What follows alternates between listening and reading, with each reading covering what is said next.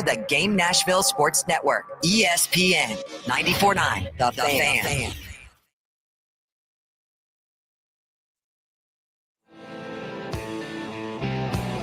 Football Friday is the best high school football coverage going, and it's presented by Wilson Bank and Trust, your trusted local bank since 1987. By Josh Houston and Associates, a one-source scholastic experience. By Star Physical Therapy, committed to serve. And by Metro Nashville Police Department, serving Nashville with pride. And now, let's get to the action. Welcome into another week of high school football here on 94.9 The Fan. I'm your host, Billy Derrick, as we get set for week 2 of high school football action. We've got a loaded slate. We're going to be previewing all kinds of good games tonight across the mid-state, but we're going to key on one of the most exciting games of the week right now, Ensworth and Nashville Christian, and we are happy to be joined to kick off week 2. Last week was week 1, week 2 of high school football with Football Friday here on the George Plaster Show. Happy to be joined by head coach Tim Hasselbeck over at Ensworth, of course, former NFL quarterback, also appears on shows like Sports Center and Get Up on ESPN covering the NFL. Tim, appreciate the time. How you doing today? I'm doing great. Appreciate you guys having me on. Coach, I want to start with last week. The Whitehaven team that came in to play you guys, obviously a lot of talent from the Memphis area. What were you most impressed with your guys last week? And how do you build on some of those things? I saw your pregame speech. That got me fired up, ready to run through a brick wall. What was the motivation there, and what did you like from your guys last week? Well, the motivation, I didn't know that we had cameras in the locker room. So that's the first thing. I didn't know that. But, I think the thing that I don't know if people know about our program, but we're not a huge private school. We graduated 55 boys in the entire senior class a year ago.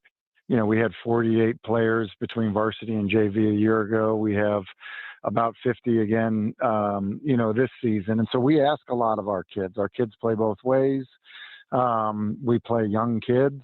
I have plenty of kids that don't have their driver's permit yet that are playing on Friday nights. And so I think the thing I was most pleased about is with so many young guys playing or getting their first varsity action or getting their first varsity start, I thought that they handled it well against, what really is a very talented Whitehaven football team. So that was probably what I was most pleased about. But truthfully, what happened was they kind of kicked our butt in warmups. Like because their roster is twice as big as ours, their claps were louder, their yelling was louder, and so I just wanted to make sure our young guys knew that you can only play 11 at one time, and that was what was going to matter. Coach, you mentioned playing both ways, and that's an interesting discussion nowadays in high school football. We're seeing some programs, unfortunately, all around the country, really, that have had to terminate programs, and obviously you hate seeing that. But what is the challenges that come with that when you play guys both ways? Obviously, you get into the fourth quarter, and you will naturally see some wear and tear on some guys. But what are the challenges that are presented to you guys when you've got players that are talented players that are playing both ways? Well, especially early in the season with when, the high school season starts in Tennessee is kids are cramping. They're just, I look back to last year, it was my first year. I didn't, really, kind of know what it would look like. And we had like week 2 last year, we're up 28-0 against NBA, and I have players cramping going into the locker room at halftime. And I'm thinking, wait a second, we got to play a whole nother half. So, I do think there's elements of, our year starts very early. And so because of that, you've got to be creative with it. And so year 2 for us, while we still have a lot of players, playing a lot of snaps because they're playing both ways. One of the things we do is, we're kind of maniacal about, finding windows of time to get players that maybe are ready for a certain role to, take a series off a guy on defense or take a series off a guy on offense. And so, just even with our call sheet of, guys that we think we can get in the game at certain spots. So So we do that. I mean, look, I mean this, like, I think it's how it should be in college football. And like college coaches that I talk to, none of them, want to see a kid play on one side of the ball. Everybody wants to see, kids just competing, and they want to see skills and things of that nature. And that's why I've always felt like at Ensworth, like the opportunity is great, because like we play in a league where pretty much no one does that anymore. And we do it with all of our guys. So, look, it takes some work. It puts a lot on the kids, but we kind of talk to them about hydrating starting on Monday, and if you do that, then hopefully there's less cramping. All right, I want to get to your team here in a second, but this Nashville Christian team obviously has a ton of talent with Jared Curtis, the number 2 ranked quarterback in the country, committed to Georgia. And I love this matchup, Coach. This is a matchup we don't typically get to see. Also, TJ Ward at running back, the TCU commit. What are the challenges with Nashville Christian tonight, especially with their offense? Yeah, I mean, it's a huge challenge. It's obviously the best, team that they've probably had in their program's history. And, a lot of it does revolve around the quarterback. Typically speaking, good players attract other good players. And that's what's happened there. They've had a lot of the kids, kind of transfer in to play with him. And, and so that's why they're good. That's why they have players that, are going to go play, on Saturdays that are in their program currently. So it's a huge challenge. He's got a big, big arm, which, means you have to defend the entire field when you have a quarterback that, has an arm that, that most, high school teams don't have in terms of being able to throw the ball from one hash to outside the numbers. And, he's also good when he decides to take off and run with the football. So, and then on top of that, you then factor in a running back that's really physical, who's hard to tackle. And so, it breaks tackles, and so now you can't commit to one thing, or the other. You've got to be ready at all times to defend both. And so, they're really good. I think they averaged 56 points a game last year, and there's it's kind of no surprise why that's the case. Coach, I want to go into your offense now. Obviously, Taylor at quarterback committed to Wyoming. Where has he taken steps within this offense? Obviously, we saw him last year, but also with the weapons around him. Where have you guys gotten better throughout the offseason? And obviously, it started last week, but maybe how does this offense look a little bit different than it did last year? Yeah, I think in many ways it's very similar to last year, just because part of what I'm trying to do is just, create an identity of like what we are going to do. And now we're obviously we're going to call plays that we think are good for, the players that we have, any given season. But, Taylor's command of what we're doing offensively, is just way better in year 2 than it was in year 1. And I think that goes along with everybody else that's playing alongside him. So, we put a lot on the quarterback. Let's just, when I, started coaching high school football, I basically said, look, we're not going to, Harry high school this thing and, just kind of make it a one read offense or, do what some people do. Like he's going to be prepared when he goes to college because of what we put on him mentally. And any quarterback that plays in our program is going to do that. And so, for us, I think that's really what we do is we put a lot on their plate in terms of checks at the line of scrimmage, in terms of communication, in terms of verbiage in the offense. And so I think just general command of what we're doing to make sure that we're all on the right page. He should be a lot better this season than he was last. Coach, what have you learned, with a year and a game under your belt as the head coach at Ensworth? What have you learned about coaching at the high school level, but also coaching in the mid-state, an area that has gotten so deep in terms of talent here in just the last 3 or 4 years? Yeah, I mean, I learned a lot because I knew nothing coming in. I mean, that's the truth. I mean, everything. I mean, like every school is unique.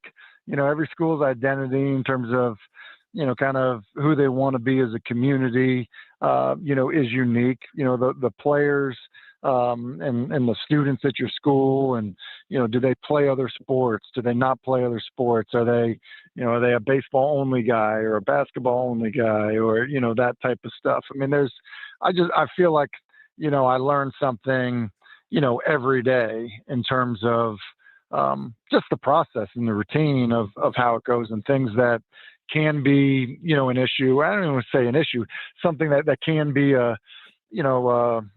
I don't know, a benefit or something really special about your program, or something that, can be a distraction and something that can kind of sink the culture of your program. So I think by and large, people are people. And so if people in your program are seen, I think people in your program are, appreciated. And I think that if they feel like you have confidence in them, then I think you can do really great things. That's basically how we approached it a year ago, and that's how we're doing it this year. And I think that will lead to a great experience for the kids that are a part of it. Whether, you win every game or win a state championship or not, that's what we're trying to do. A lot of experience on this coaching staff, and it's so interesting to look at, with your brother Matt as the offensive coordinator. Did you ever think you'd be coaching at a high school in Nashville with a family affair with your brother? Mm-hmm. Well, listen, that was a nice way to say that I'm his boss. Okay, I think that's what you're saying there, right? So I'm my older brother's boss, right? No, I never thought I would coach with him. What he's given up to do this is really remarkable. I mean, Matthew and I have been very close our entire lives. And, when I, accepted this position, he's like, look, I want to come and help. And, look, he's had NFL teams that have tried to hire him, so the fact that our kids are getting to be coached, by, somebody that the Cincinnati Bengals, would like to hire, that's a big deal. The fact that, our offensive linemen are getting coached by Ben Jones, when Mike Vrabel has probably 6 different times tried to make him, his offensive line coach, and just run down the list with our defensive coordinator and our safeties coach and Corn Elders, our corners coach. And, we're really fortunate. I actually said to the kids yesterday, this coaching staff that we have here at Ensworth doesn't just happen, and it wouldn't happen at any school. And so I'm really thankful for it. And I say this with complete humility, meaning, really nothing to do with me. I am so thankful for the quality and caliber of coaches that we have on our coaching staff, that I believe it's the best high school coaching staff in the country. And I say that, again, nothing to do with me saying that, Matt Hasselbeck's the offensive coordinator, Grant Williams and Ben Jones coach the offensive line. Our defensive coordinator was the defensive coordinator at Murray State the previous 4 years. Our safeties coach is an NFL player, Corn Elders, NFL player.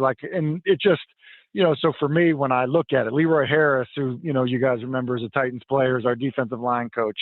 I just mean it. I feel proud to be associated with the guys that are coaching here, and, their football acumen's great, but they really care about the kids as well. And that's pretty special. I want to park right there on Corn Elder. Watching him when he was at Ensworth was a sight to see. Obviously ended up at Miami and played in the NFL. And I didn't even know. I think there's probably other people that may not even have known that he's on the staff now. That's really cool. Mm-hmm. What has he added to the staff, and with his ability to to throw on his tape and say, hey, take a look at what I was able to do here. That's pretty impressive. Something, our team manager just walked in, prior to me getting on with you guys. And he's like, what I do every Friday, coach? I was like, no, what's that, Tom? He's like, I watch Corn Elder highlights to get pumped up. And I had to laugh, you know what I mean? That's what he was saying. Corn's been amazing. I think what's great about, having Corn here, and he was here last year as our corners coach, is there are a lot of kids that, they're too young maybe to remember Corn as a player, but maybe their parents or an older sibling or aunt or uncle remembers Corn as a high school player here at Ensworth. And, in many ways, Corn helped kind of put Ensworth on the map athletically, both football and basketball. And, so the kids definitely look up to him, respect him.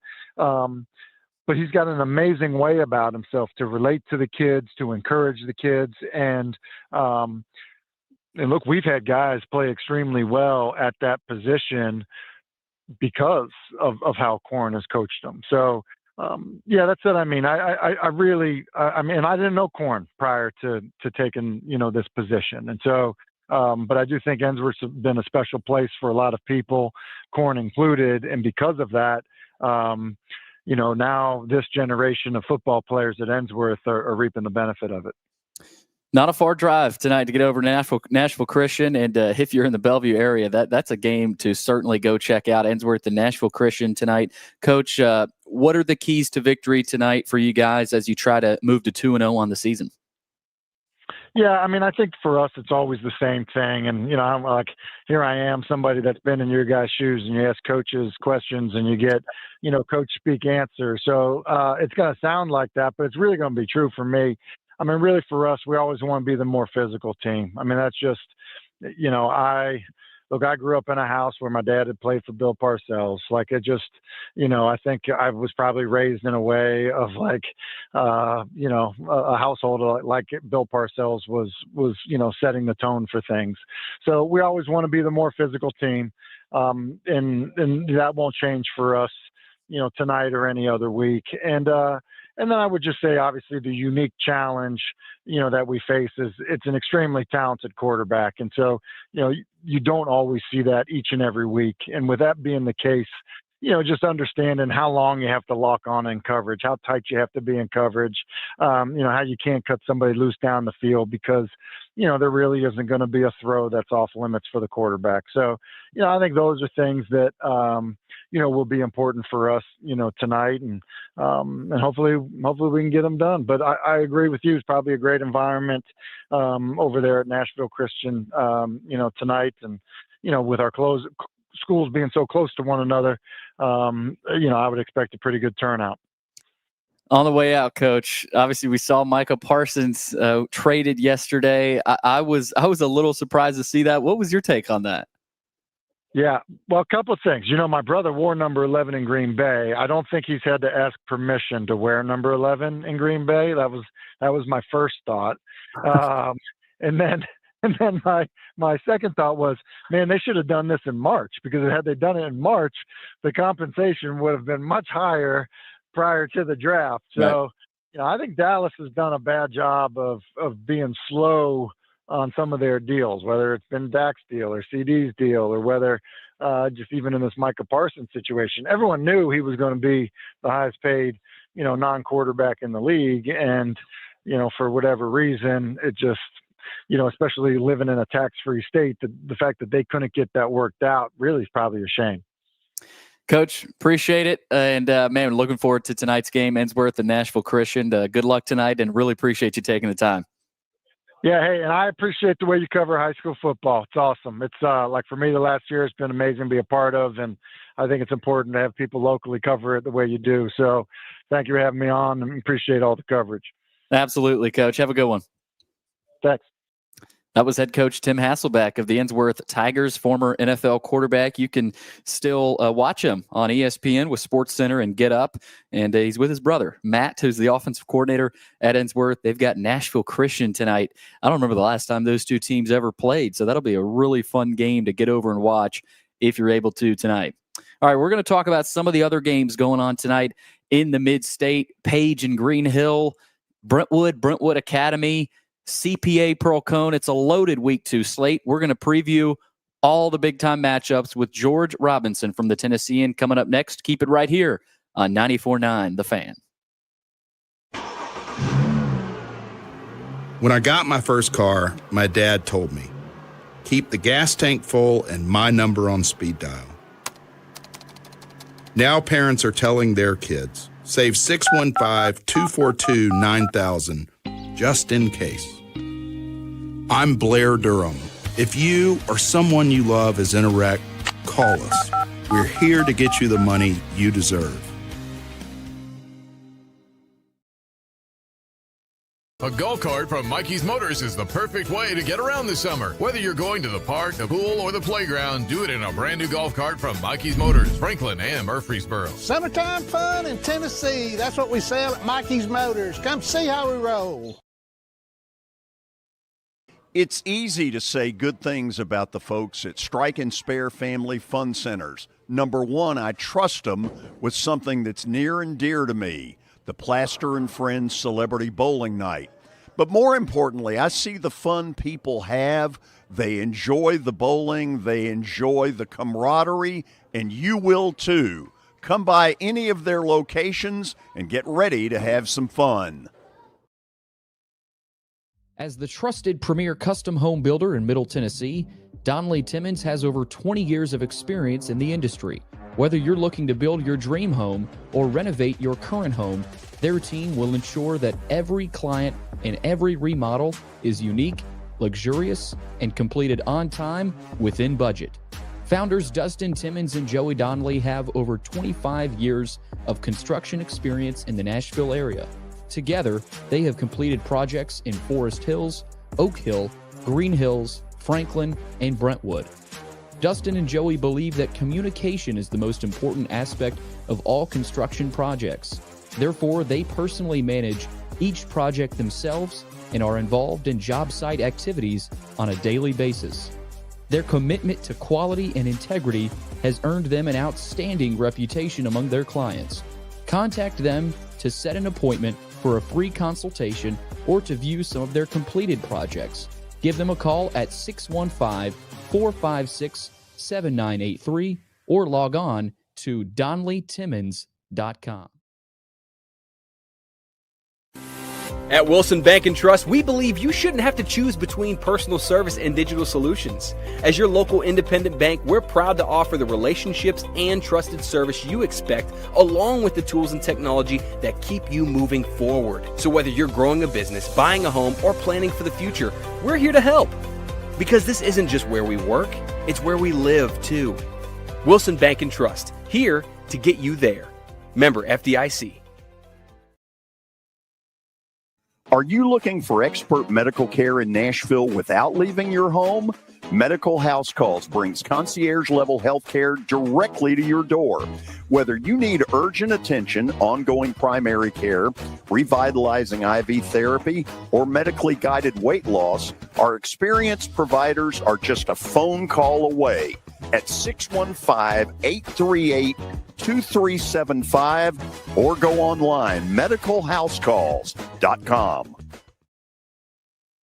Ongoing primary care, revitalizing IV therapy, or medically guided weight loss, our experienced providers are just a phone call away at 615-838-2375 or go online, medicalhousecalls.com.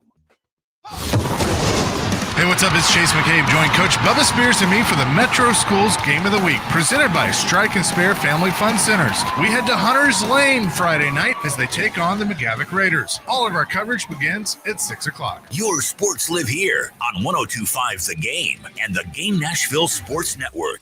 It's the George Plaster Show. Your sports live here on 94.9 The Fan.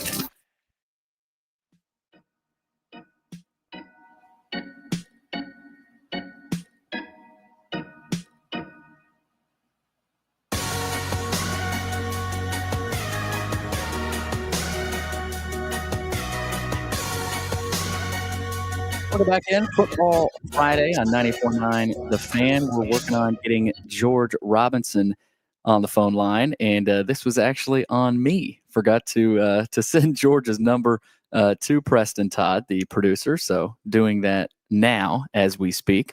So we'll get George in here and talk about more of these games tonight. All right, Ensworth, Nashville Christian. That is at 7 tonight out at Nashville Christian. And I want to dive into with George the element there with Nashville Christian, all the talent they have, the TCU running back commit, TJ Ward. He was not able to play last year, but you've also got Jared Curtis, of course, the nation's number 2 ranked quarterback, committed to Georgia. He will be in shotgun with, I mean, he can carve up anybody. Of course, Nashville Christian got a win last week as well. You've also got, looking around, Brentwood Academy and Brentwood with a 7 o'clock kickoff. That's a rivalry they don't play every single year. But Cruz Jenkins at Brentwood Academy, he began with 169 yards passing and a touchdown in a week 1 win against Lawson. You've also got Keyshawn Bowman, Oregon commit at receiver. He was held in check with just 70 yards receiving, but could have a big game tonight. So keep an eye on that. As we've got some other games to watch, Pearl Cone CPA as well, and I think we've got George Robinson with us on the line. George, how you doing? I'm doing good. How about you guys?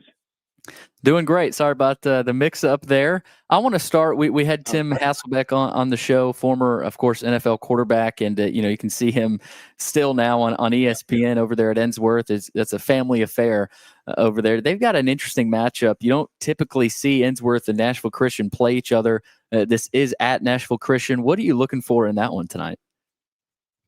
I think that's going to be a heck of a game. Nashville Christian beat Davidson Academy last week and put up 56 points. I mean, I think that's kind of expected out of Nashville Christian considering their offense and Jared Curtis. But I was really, really impressed with TJ Ward, their running back, the TCU commit. Davidson Academy couldn't really do anything with him. And he only had maybe 11 or 12 carries. So, I mean, they give him the ball 20 times. He's probably got close to 300 yards in that game. He's just a big physical kid. TCU's getting a good one. I can say that.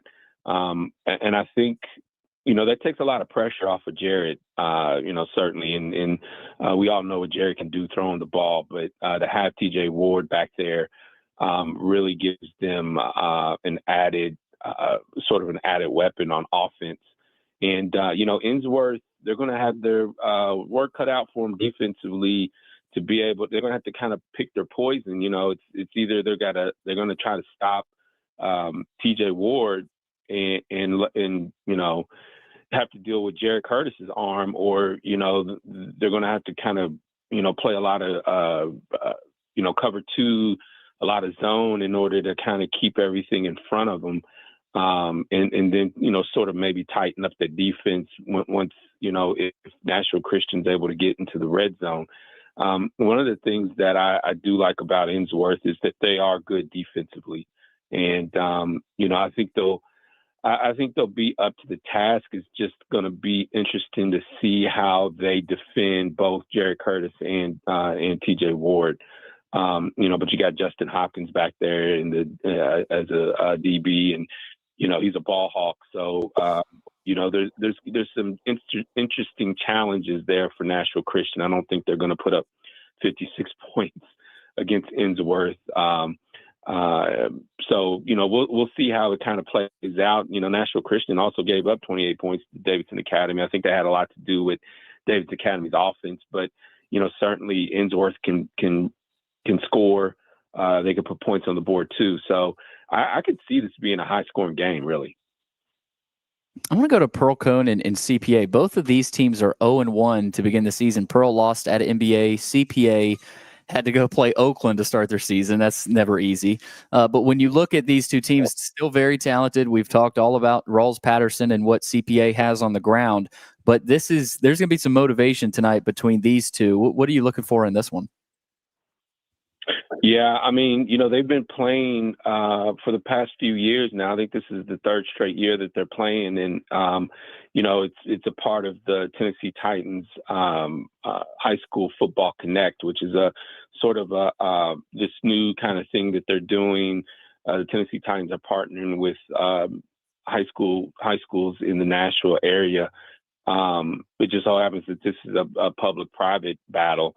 But I don't think there's any, I don't think the Tennessee Titans are trying to make this like let's get all the public schools playing the private schools. I think this is a matter of just community, having schools that normally don't play each other in the Nashville area, have them play each other regardless of classification or, whether they're Division I or Division II schools. So I think that's pretty cool. Both teams will be, be wearing new uniforms, new uniforms that are specifically made for this matchup. It's got some Titans elements in both of those uniforms. But I think, in terms of the game, CPA, one of the things that I've been impressed with CPA so far, I know it's only been, we only got 1 week of football games, is they have a linebacker named Preston Patterson. That's Rawls' younger brother. Of course, Kane and Langston's younger brother as well. That kid is really, really good. He's a linebacker for them.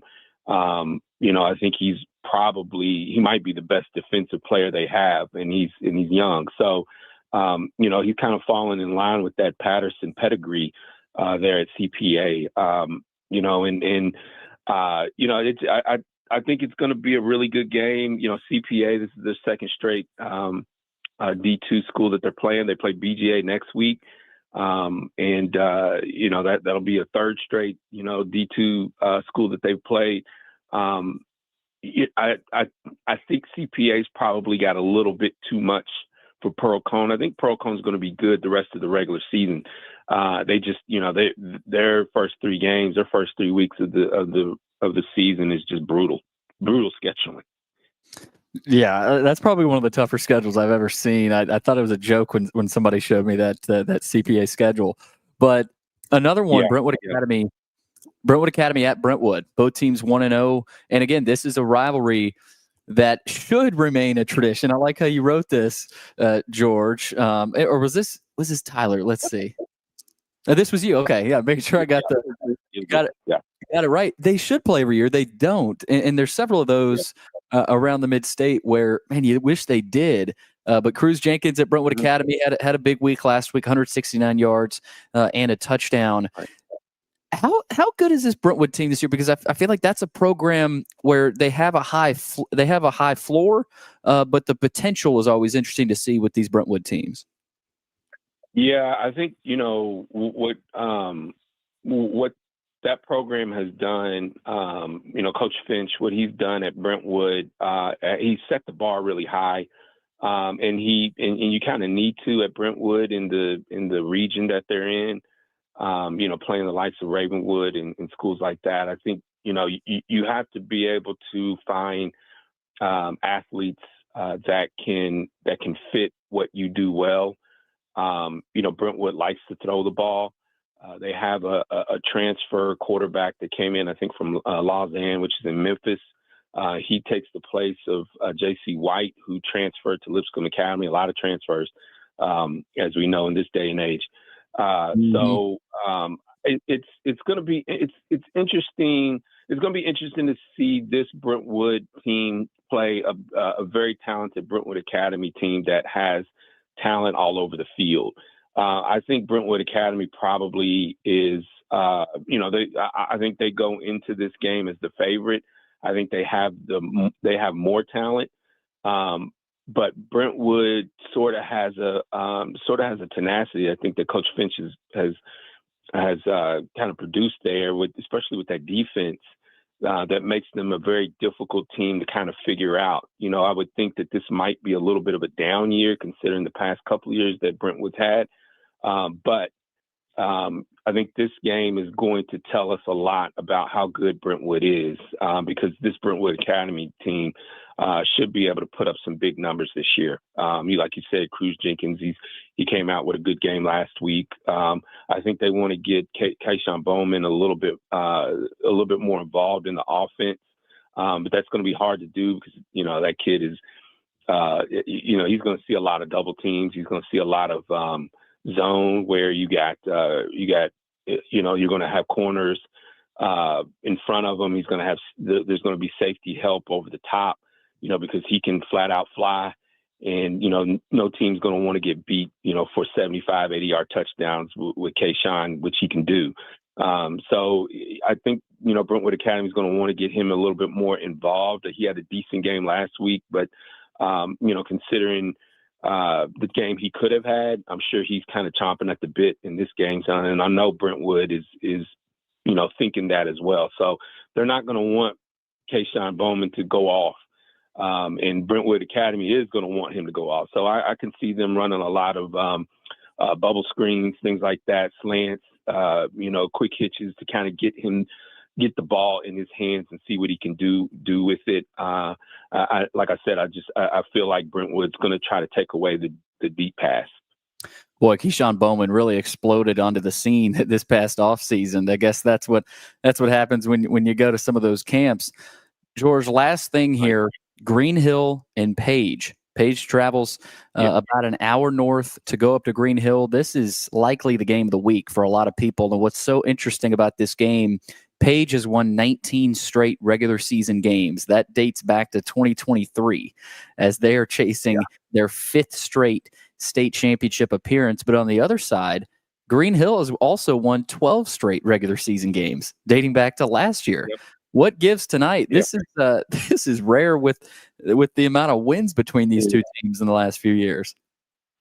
And just like Pro Cone, Green Hill's first 3 weeks of the season, it's another brutal schedule. I love it though. I love watching really, really good teams play early in the season. That's I wish college football would do more of that. I think they do some of it, but you know how the college football season is. There's some weeks where it's just a lull, and there's not any really good matchups.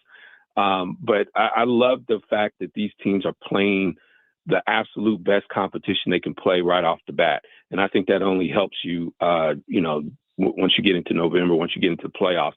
I had such a hard time trying to figure out this game. Like, we do our predictions every week with our top games, and I just, I really struggle. I went back and forth about whether or not Paige or Green Hill was going to win this game. I thought for sure last week that Beach would beat Green Hill, and I was completely wrong. Beach really couldn't do anything with Green Hill in that week 1 game. So, I have to. I'm gonna give Green Hill the slight advantage. I think it's probably Tyler Palmatier, our high school sports writer, thinks it's going to be a much higher scoring game. I think both defenses are really good, and I think both defenses will keep the score in check to a degree. I kind of like Green Hill in this game. I know how good Paige is, and they've been good for the past 4 or 5 years now. But I feel like the way Green Hill has been playing, especially early on this season, I'm kind of going to give them the edge. Now, I was wrong last week. I could be wrong this week. Like I said, this was the game out of all the games we previewed. This was the one that gave me the most problems in terms of trying to figure out who I wanted to be the predicted winner. So, but I gave Green Hill the slight advantage. Cannon Burrows is a fantastic quarterback for them. He's returning. He's got a lot of experience. I think that's probably one of the reasons why I gave Green Hill the slight edge in it. I really like Cannon Burrows' game. All right, last one I want to hit on with you. We're going to check in with George at the top of the hour. He will be at BGA. They have their home opener tonight against Columbia Academy. It's going to be a pesky team for BGA to face, and Bobby Bentley and company tonight. Caden Maribel returns at quarterback, had 4 touchdowns last week as they were down in Mississippi against Jackson Prep, and we're seeing that more and more now as well with the team starting seasons in a different state. But what do you look for in this one tonight? I want you to give the chance. I want you to let BGA people know that Columbia Academy is not going to be walking in there intimidated. No, but they're not going to. I don't think Columbia Academy's winning this game. BGA just has too much talent. Maribel, I think he was a Mr. Football finalist last year. He's on his way. If he keeps playing like he did last week, which he had like almost 300 yards passing and didn't throw it a ton. I mean, I think he maybe only threw it 13 times. But they were throwing, Bobby Bentley, he likes that up-tempo offense. They don't waste a lot of time in the huddle. They do a lot of no huddle. They do a lot of quick counts. He wants fast, up-tempo, speed offense. And we've seen it a lot in college football. That's the kind of thing that Bobby Bentley likes to do. And so they're going to get a lot of snaps. And if you can't stop them, they're going to put up a lot of yards, but they're also going to score quickly.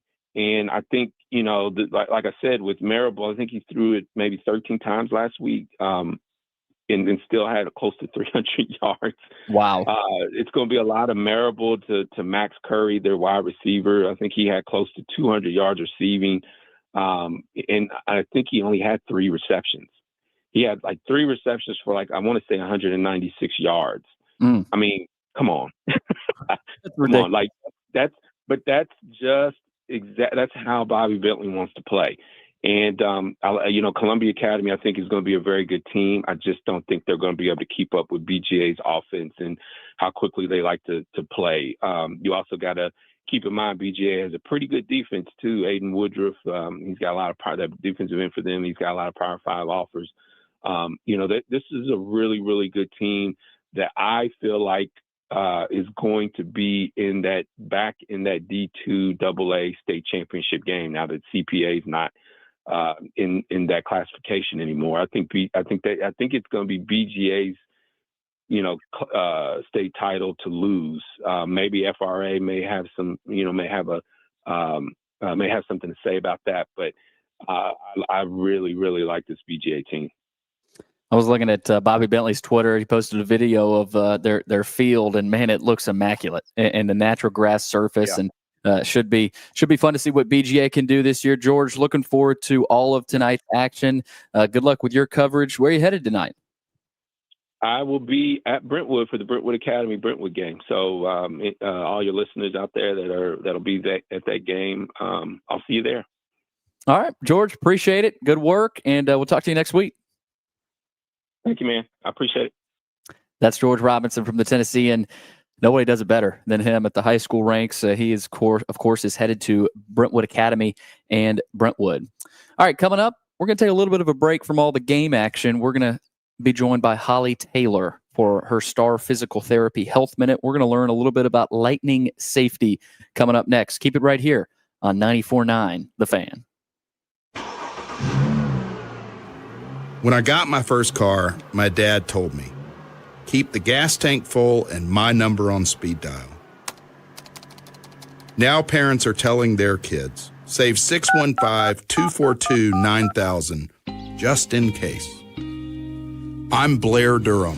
If you or someone you love is in a wreck, call us. We're here to get you the money you deserve. This is my buddy Stan Harrison from Apple Collision Centers. Recently, you've been talking to me about companies that have a fleet of trucks and they're always in need of repairs. That's right, George. We understand that nobody likes to deal with the auto body repair process. We try to simplify that at our 3 convenient locations. We work with all major insurance companies. We help to ease the stress of the auto body repair process. We're located in Old Hickory, Hendersonville, and Gallatin. If you need our services, please stop by and see us. And how convenient that we have that in the background. Now, seriously, these are good folks. They do really good work. Give them a holler. Sports and Social at Green Hills Mall is the new home for our Football Night in Nashville promotion. Their food is terrific. Their TV setup looks like a racing sports book in Vegas. And if you're a sports fan, you can't beat it. Starting September the 4th, we'll broadcast from Sports and Social every Thursday night. There's Pop-A-Shot, great football, and the chance to win a beautiful Mikey's Motors golf cart. See you at Sports and Social in Green Hills Mall. Venture Express has been helping people in this area for more than 40 years. They're headquartered in Murfreesboro with over 30 years of dedicated fleets involving production, manufacturing, and corrugated experiences. They're an asset-based company with over 700 tractors, 4,000 trailers, and 800 drivers. If you need their help, dial them up 615-793-9500 or log on to ventureexpress.com. Here's Officer Garen Hoskins for the Metro Nashville Police Department. The Metro Nashville Police Department is on the forefront of policing in this century, and I'm glad I'm a part of it. I'm glad I get to find other good officers, other future good officers. And if you're watching today, or you yourself or someone you happen to know is interested, join MNPD.com. Feel free to reach out to us because we need good officers, and it's a great city to work for. to have them. That's just going to be the start of many. If you want to be part of the Plaster Show advertising family, it's simple. Just email me, plastergeorge@gmail.com. Again, plastergeorge@gmail.com. We will fit your budget and your needs. A lot of people want to define teams by singular performances. Sports. Did he not go back into the game after that interception? Let's get this turned around. And we're all saying, no, they don't. Here. You thought you were on your way. Your sports live here. On ESPN 94.9. The Fan. And the Game Nashville Sports Network. It's the George Plaster Show. Your sports live here on 94.9 The Fan.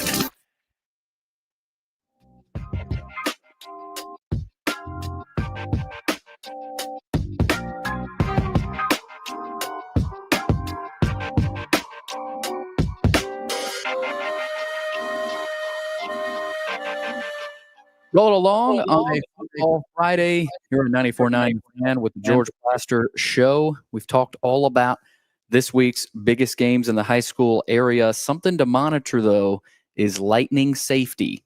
And that's obviously a big key every week, but we could be getting some this weekend. And with that in mind, it's time for our Star Physical Therapy Health Minute with Holly Taylor for her weekly visit. Holly, how you doing?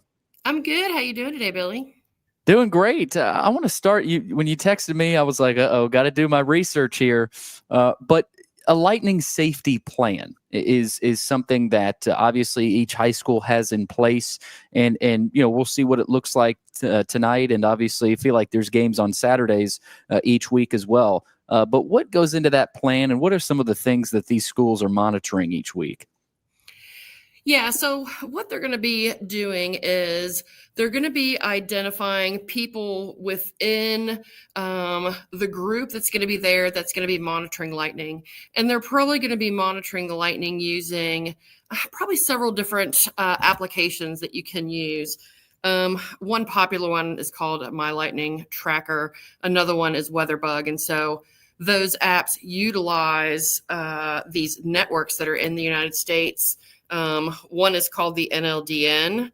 It's got, a long thing to it. And the other one is the ETNLEN. And so those use sensors throughout the United States and using satellite stuff to track lightning, which is pretty cool. And it can tell you exactly how far those strikes are away from you. Wow. So on a certain night, obviously I know it's about 85 degrees.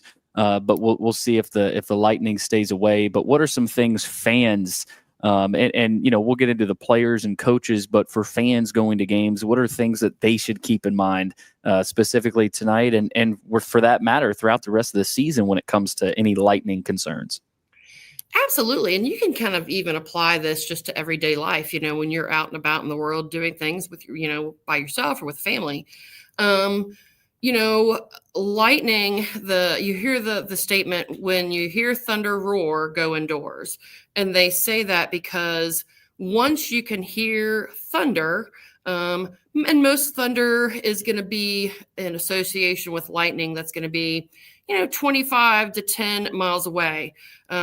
With our atmosphere the way it is and temperature, usually we're going to be within that 10 mile. And so if you can hear the thunder, the lightning is close enough to strike you. And so you need to develop a plan that where the safe place is to go. And that's the biggest thing is, where is the safe place to go? And that is very, very simple to learn and understand. So it is going to be a 4-walled building with electricity and plumbing or a metal topped vehicle. So that could be a bus, a car. It cannot be a convertible, and it cannot be like a whole fiberglass bodied vehicle as well. Gotcha. Interesting. The 30-minute rule, obviously I would assume still applies here, but what does that look like? Like if it if we see lightning during a game or even at halftime, whenever it happens, or before a game, what's the curfew per se? And what does that 30-minute rule look like? And especially the radius as well, because that's what you're tracking. It is. It's the radius too. And so with the 30-minute rule, so if you hear lightning, see thunder, and then you can go to your app too, because at night, there's what people call heat lightning.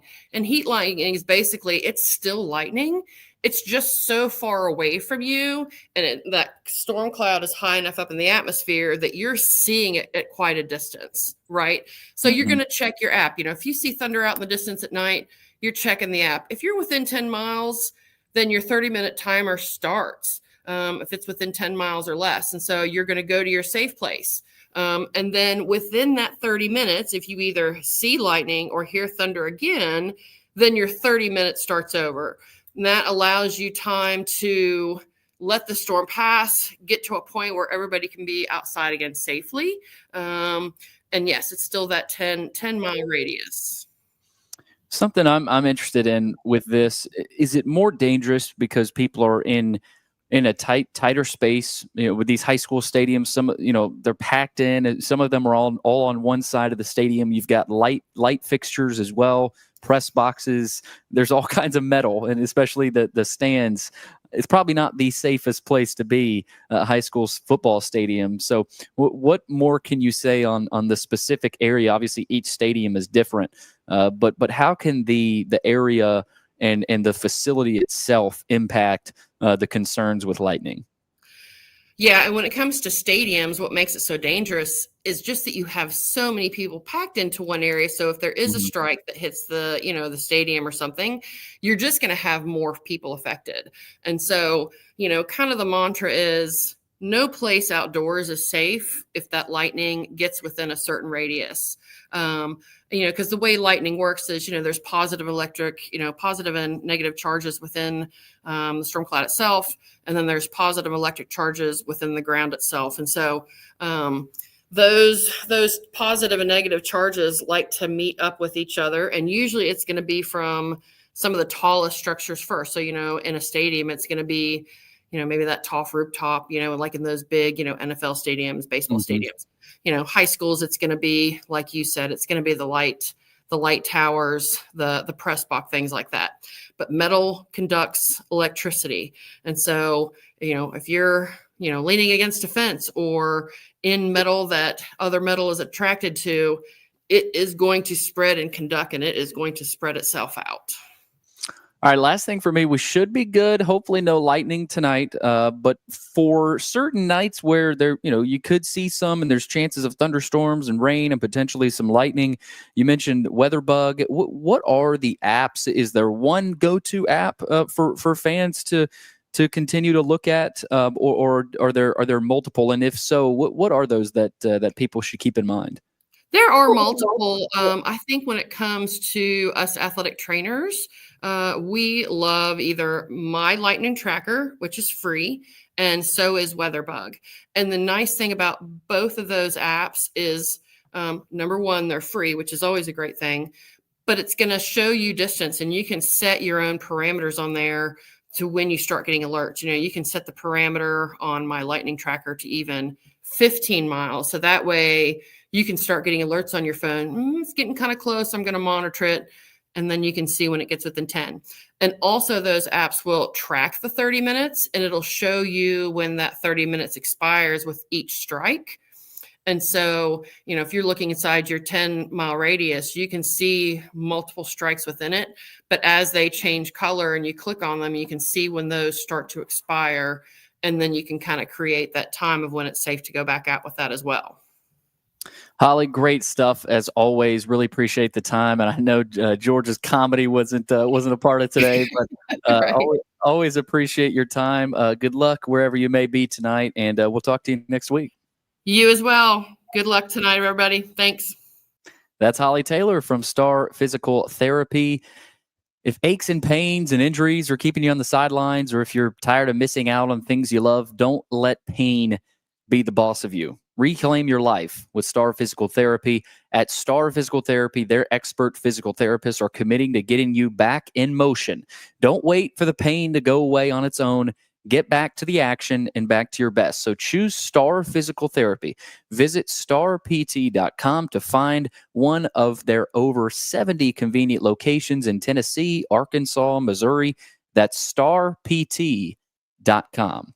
All right, coming up, we're going to talk a little bit more about some more of these games tonight, and then we're going to get into some NFL and college football. We'll have our Titans report with Terry McCormick.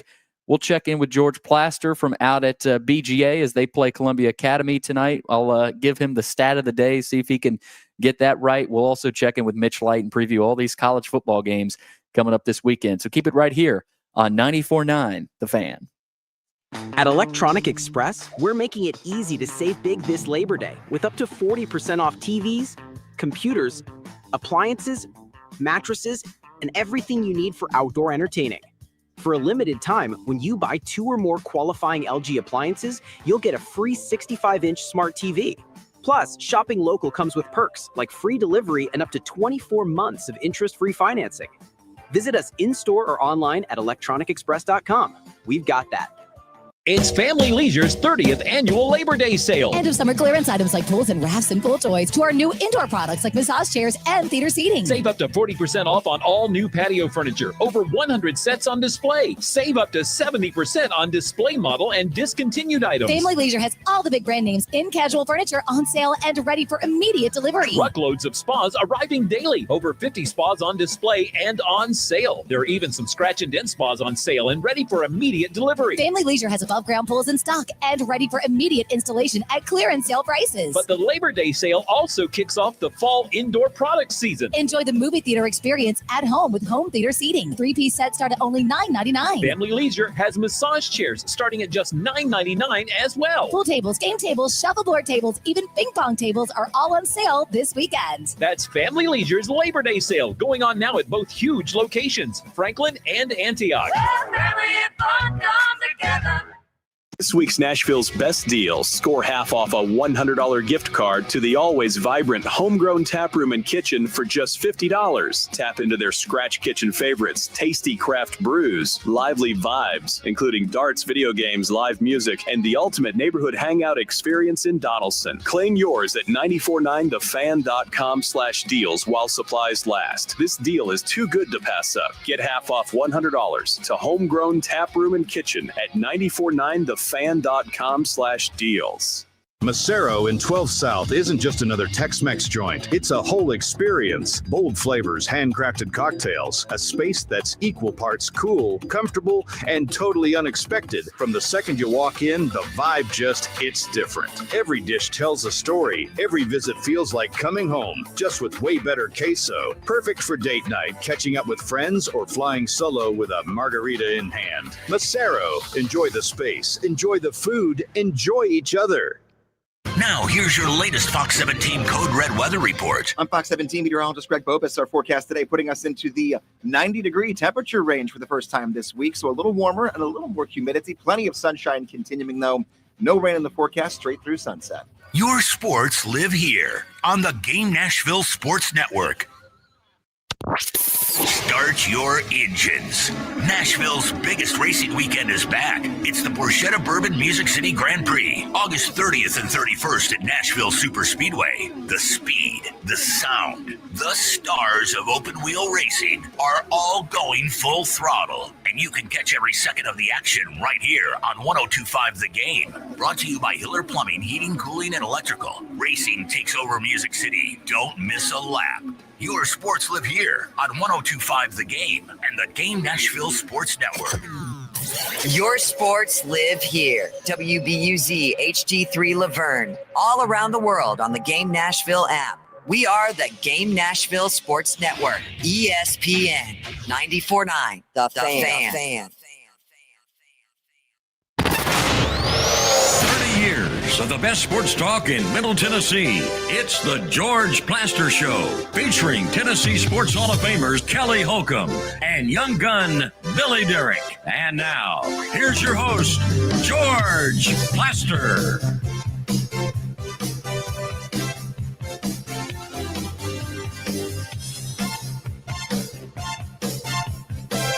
We are back on a football Friday on 94.9 The Fan, keeping it rolling with some high school football coverage. We will check in with Terry McCormick for his daily Titans update. No Titans game this week. They open the season next Sunday in Denver against the Broncos. We'll get the latest with the two-tone blue, but I want to highlight a few more high school games to keep in mind if you're trying to figure out a game to go to. My top game is Ensworth, Nashville Christian. I think that one's going to be phenomenal. You've also got Pearl Cone at CPA, as well as mentioned Ensworth, Nashville Christian. Brentwood Academy is at Brentwood. Antioch at East Nashville. That's a nice battle there. Andre Adams at quarterback. He's got the chance to guide Antioch to a 2-0 start for the second straight year. Also, Pope John Paul II is at East Robertson. Columbia Academy at BGA. We'll get a report from George from BGA here in about 10 minutes. DCA is at Jackson Christian. Father Ryan is at Riverdale. That Riverdale offense, they only had 2 field goals in a loss to Knoxville Catholic in week 1. Of course, Zach Mettenberger joined us last week on the show. Former Titans quarterback. They picked up their first win 24-13 over Overton last week. These two teams, Father Ryan and Riverdale, they've only played 4 times. That last of which was 39 years ago. So how about that? Father Ryan Riverdale tonight in Murfreesboro. Shelbyville is at Marshall County. So those are some key games to watch for tonight around the mid-state at the high school ranks. And we do have Terry McCormick ready and raring to go from TitanInsider.com, Main Street Media, for his daily Titans report. Terry, of course, no game this week. Wish there was. But we're about a week out from the Titans in Denver, and from last we talked yesterday, anything new in Titanland? Well, a couple of guys who were cut yesterday re-signed to the practice squad, one being John Ojukwu and the other being Timmy Horn. And a couple of guys were let go from the practice squad. One of them was Awarie, the defensive back. And to be honest with you, the other one slips my mind right at the moment. But nonetheless, it shows you what an emphasis that the Titans are putting on the offensive and defensive line. Not only do they have, I think it's 10 offensive linemen, they've got a couple of other guys, 2 or 3 others on the practice squad. So they're carrying like 13 altogether.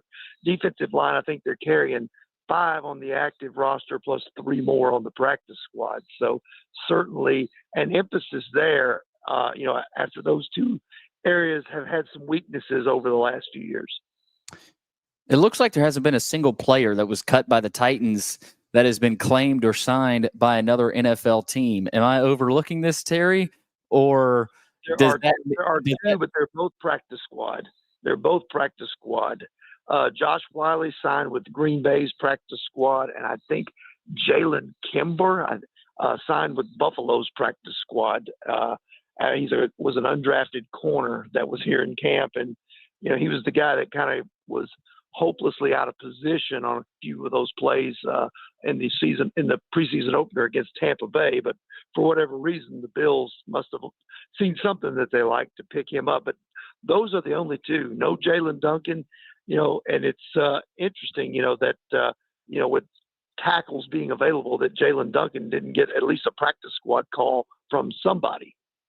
Terry, I want to dig a little bit deeper into Jalen Armour Davis. He was a popular guy on waivers, and the more I look at this guy, I think he can make an impact for this team this year. The Eagles, Saints, and Dolphins also put out claims for him. Looks like the Ravens were also interested, and lucky for the Titans, they had the top claim, of course, as you had talked about. What kind of an impact could he make? Well, it just depends on if he's healthy. If he's healthy, he could easily be a number 2 or number 3 corner. If you're counting L'Jarius Sneed being number 1 and Jarvis Brownlee probably is number 2, he's more of an outside guy. He's a big, rangy guy. It's going to take him some time to get up to speed, but the biggest thing for him is just staying healthy. I think he's played in 19 games out of a possible 51 since he's been in the league. That's not a very good ratio. So I think the biggest thing for him is just to figure out a way to stay healthy enough to be able to contribute. The more I think about Cody Barton and what he can do, I was listening to a podcast the other day, and the hosts were raving about him and his sideline-to-sideline potential. And they had brought up the fact that with Sweat and Simmons on the inside, that opens up his skill set, Barton's skill set a little bit. And to be quite honest, Terry, I hadn't seen or heard even a lot of Cody Barton before he became a Tennessee Titan. But what could he bring to this team this year, and how has he looked to practice? I feel like he's not a guy we've talked a lot about. Yeah, he's one of those kind of self-made players. I think he was undrafted coming out of college. Took him like 3 years to really become a starter in the league. And, he's bounced around. I think the Titans are his third, maybe fourth team that he's been with. But, certainly came into his own last year with Denver. So I think, one of the things about him is that, because he's kind of that self-made guy, he doesn't take anything for granted. And he could have a solid year. He's a smart guy. He's going to call the defense. Be the guy, the green dot guy. So he's a guy that is certainly, I think the Titans are of a lot of their free agent signings this offseason. I think they're probably about as excited about Cody Barton as any guy they brought in. All right, before we let you go, Terry, I got to get your reaction to the Micah Parsons trade from yesterday. And look, I think obviously that was a surprise, but not an utter shock, but just because of what all has transpired with the Cowboys and Micah Parsons and their discussions. What was your reaction to that yesterday? I was stunned that he went for only 2 first-round picks and a player in Kenny Clark. My rule of thumb is this: you don't trade a superstar because you don't know what you're going to get back in return. And, I think that was a grave mistake on the part of the Cowboys to trade a guy who's probably the best edge rusher in the NFL. Where's Westmoreland at tonight? They are home against rival Macon County. Nice. You headed out there? I'm headed out there. Nice. Well, have fun tonight, Terry. Looking forward to seeing what Westmoreland does, and of course all the other high school action. And we'll continue to get your Titans reports, and it'll be game week next week, so we'll be talking all about that one. But appreciate your time and all your coverage this week. No problem. Thanks. That's Terry McCormick from TitanInsider.com. Main Street Media does the best job covering the Titans out of anybody, in my opinion. Of course, no game this week for the Titans. They will head to Denver next week to face the Denver Broncos. I do want to tell you real quick, and we may or may not get too much of an update today. I'm sure we'll talk about the Micah Parsons trade with George as we wait to get him on the phone line, but I want to tell you guys about next Thursday, September the 4th. We will take our show out to Sports and Social Green Hills, and this will be every Thursday night for Thursday Night Football. It's the Eagles and the Cowboys kicking off the NFL season. Of course, the Micah Parsons-less Cowboys. So come out and join us. We got trivia, Pop-A-Shot, all kinds of good stuff. They got great food, drink specials. Come out and join us for the show, 3 to 5 Central Time, and then stay a little bit for the game, Cowboys and Eagles. We'll be doing that every week out at Sports and Social in Green Hills. Speaking of Green Hills, George, obviously a frequent visitor of the Green Hills area. We've been there a lot here recently, and we're going to check in with George now. He is at BGA. BGA's got Columbia Academy tonight. George, you made it out there yet? No, excuse me. No, I'm headed that way, but I'm not there yet. What kind of an expectation is there tonight? What kind of do you know anything about what Columbia Academy's bringing to the table tonight? I know that they made the state title game a year ago in their classification. Other than that, I don't really know much. I know BGA's pretty good. My guess is Columbia Academy is too. So it ought to shake up to be a pretty good competition tonight. BGA's got a brand new video board, don't they? Yes, as you and I know, because you helped me put something together to put on that thing. I'm told it was like $475,000. Oh my is gosh! What those things cost, and apparently they were able to get it sponsored, and so we have a video board. That's awesome. I saw Bobby Bentley's video on Twitter, and the grass looks immaculate. That field. I mean, I can't believe it. A lot of schools have turf now. Of course, we were at MTCS, but that field. I don't know if you've been out there recently. It looked incredible from that video. whatever they're doing, I wish they'd bring it to my yard. My yard looks like Steiner Liff again. It's a disaster. And I've got a bunch of big old trees.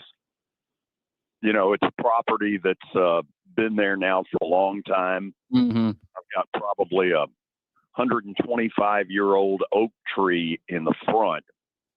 And so it's hard to get, I guess, the amount of sunshine you need. I'm trying to act like an arborist, and the truth of it is I don't know the first thing about this stuff. that I will second the oak tree. That's a big oak tree. You mentioned disaster, your yard at times looking like Steiner Liff. The Cowboys, George, feel like a little bit of a disaster right now. I just asked Terry about the Micah Parsons trade from yesterday, and he mentioned that he couldn't believe what they got back for that trade. Of course, Kenny Clark. What was your? I know we talked about it a little bit yesterday during Underdog Picks. That's when it broke, but I couldn't believe it happened. I guess I'm not stunned looking back because it might have been a matter of time, but just what they got back, I couldn't believe they didn't get more back. Well, I've started to believe that from a football standpoint, Jerry Jones is going senile. He doesn't know what the hell he's doing anymore. And, you know, you talk about the fact that they got 2 first-round draft picks.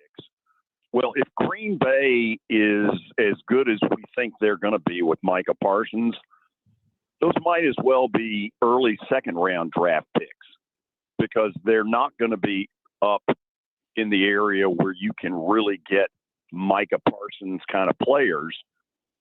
And then secondly, there's this whole, you know, I negotiated, you know, a handshake deal with Micah Parsons.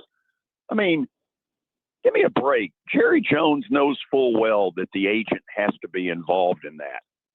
That's simply by NFL Players Association rules. He knows that. And so he can sit here and yap all this, I had a handshake deal, you know, and all the stuff that's gone along with it. But that's Jerry Jones' fault. And maybe a little bit to Micah Parsons. Maybe he needed to tell Jerry at the front end, look, my agent has to be involved in this. But this whole we had a deal thing, I'm not buying. Now, it's possible that Micah told him that, but Jerry Jones has been around the block a few times, and he knows dadgum good and well that the agent has to get in the middle of this. Well, and he's saying stay tuned in his press conference. You know, he brought up the fact that we nobody's stopping us from getting picks right now. We're picking up players right now. Stay tuned for what?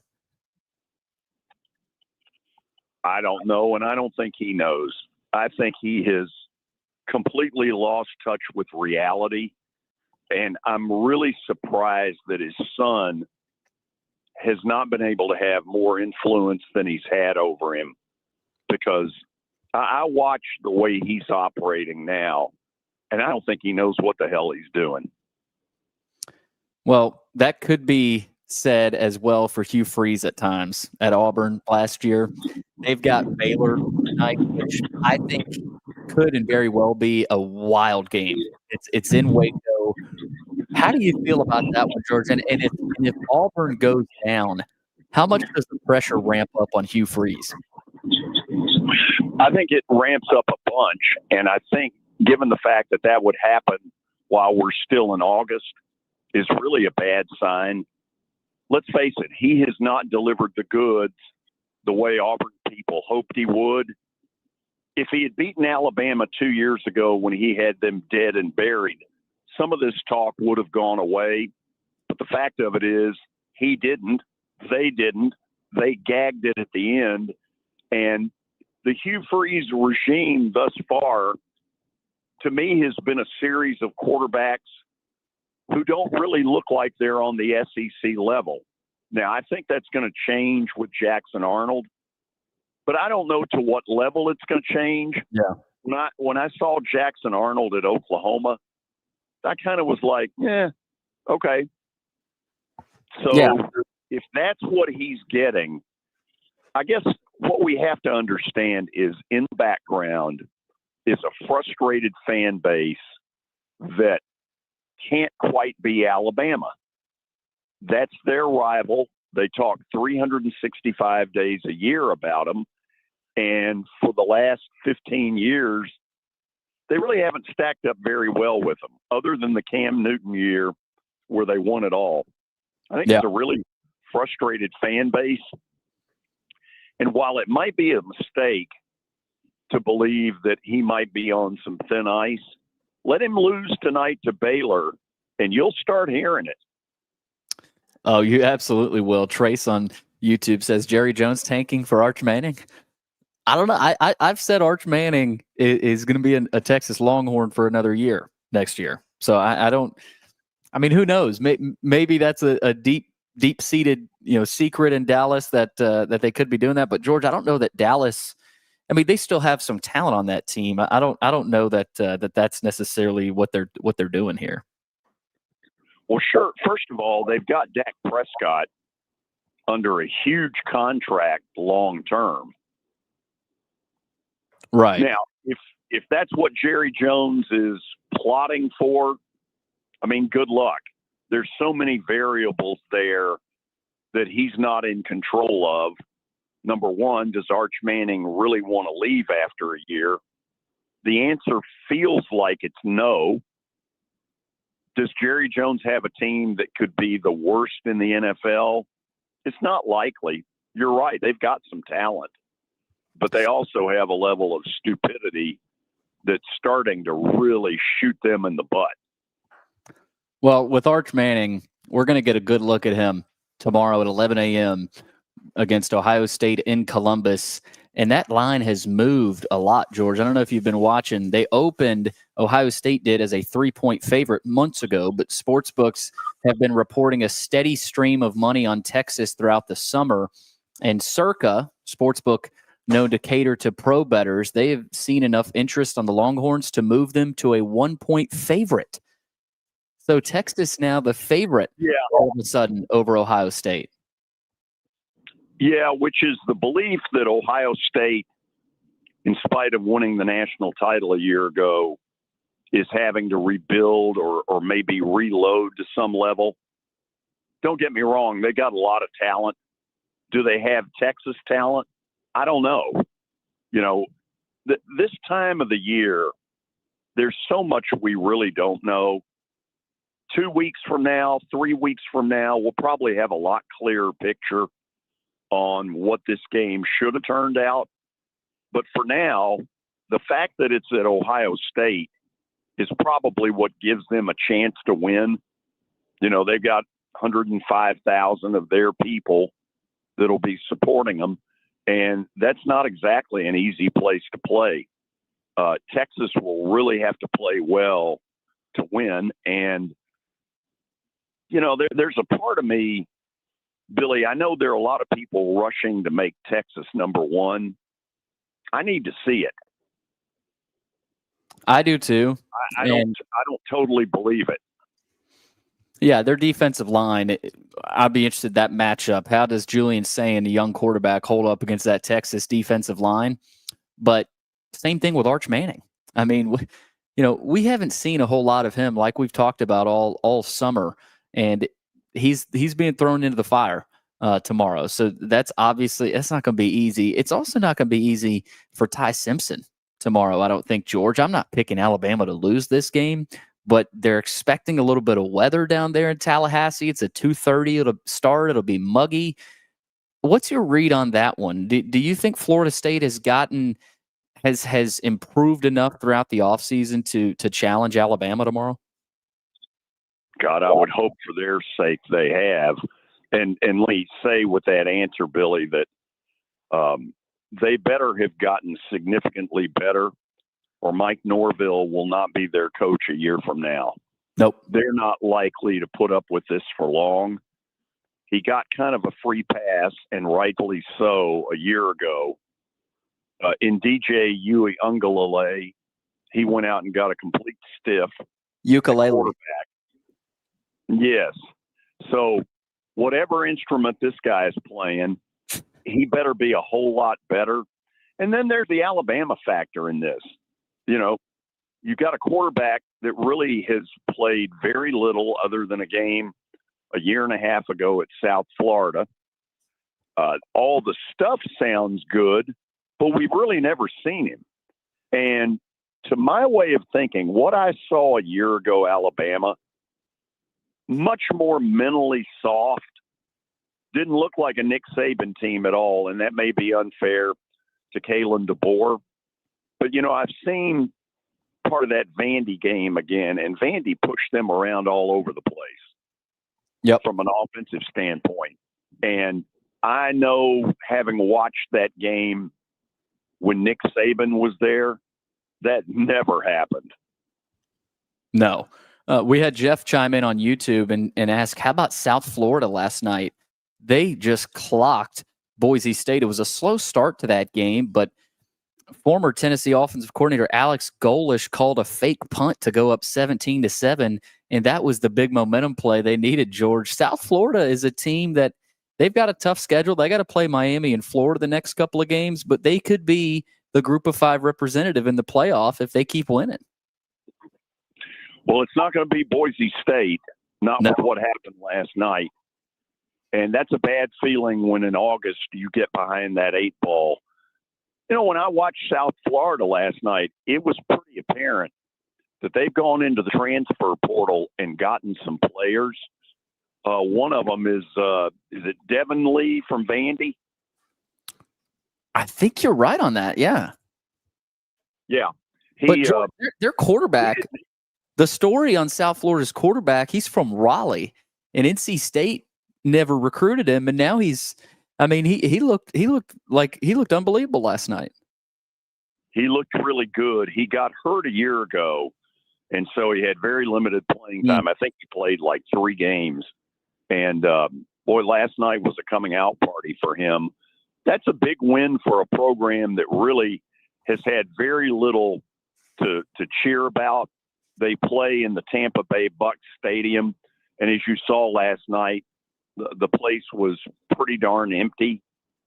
And that's a shame because that may be a good young football team on the rise. LSU Clemson tomorrow night. I'm probably most excited to see that one, the Battle of Death Valleys.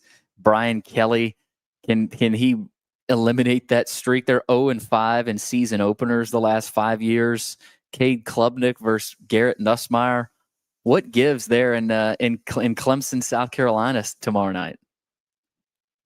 You know, everybody's rushed to say that Clemson's going to win this game, but I don't guess I'd be all that shocked if LSU did. Number one, they've got the kind of talent. They got the kind of talent to line up and go toe-to-toe with Clemson. You know, Nussmeier, I hear different things on him.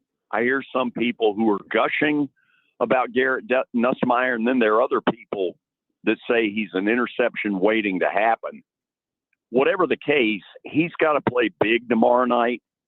I think there's a lot riding on this, probably for both programs, but in particular for LSU with that stat that you threw out earlier.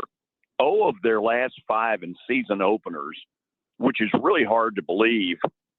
The flip side of this is if LSU wins at Clemson, man, what a step forward in trying to get to a playoff, because Clemson is likely to be a top 6 to top 15 team in the country, and you go get a road win there, the committee will be forced to take notice of that.